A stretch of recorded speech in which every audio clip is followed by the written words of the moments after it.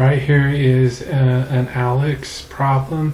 Draw the Lewis structure for sulfur dioxide, SO2, and be sure to include all resonance structures, if there, that satisfy the octet rule. Okay, so let's see if we can do this and see if there's any resonance structures that look obvious to us. Alright, so let's go ahead and start with SO2. Alright, so the number of valence electrons in sulfur is 6.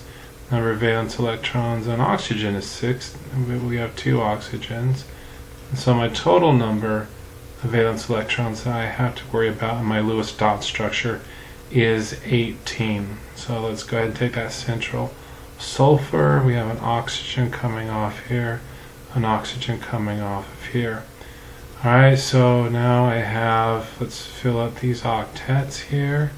2, 4, 6, 8, 2, 4, 6, 8.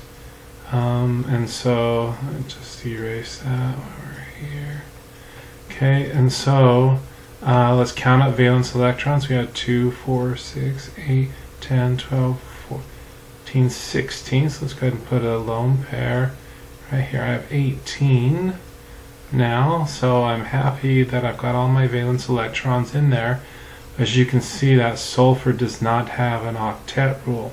So what I'm going to do is I'm going to take a pair of electrons, move that into a double bond, and so now I have O double bond S, a single bond out to that oxygen with those valence electrons.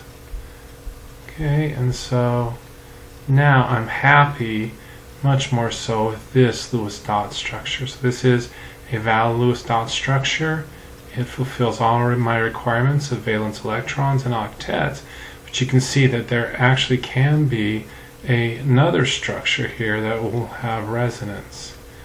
And so we can do the same. Instead of taking this lone pair and moving it in to form a double bond, I can take a lone pair from the right oxygen and move it in and make a double bond.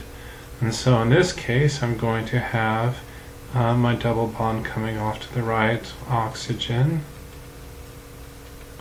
and then I'm going to have that single bond around that oxygen. Alright, so this here is also a resonance structure, a valid Lewis dot structure. For SO2 I have 2 resonance structures. That makes sense to me, and so let's go ahead and do that quickly in Alex. And so we're going to have central sulfur. We're going to have an oxygen coming off of each side, but we already have said we have a double bond to that oxygen. So let's go ahead and put those in place. Oxygen, oxygen.